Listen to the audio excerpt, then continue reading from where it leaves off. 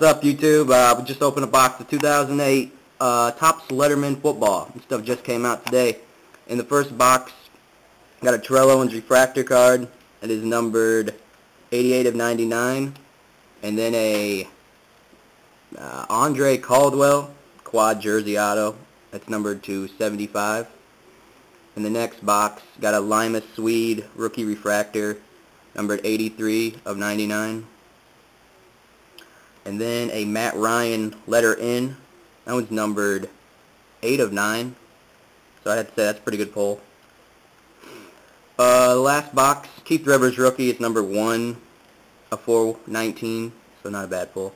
And then probably the pull of the case, a Barry Sanders autographed R.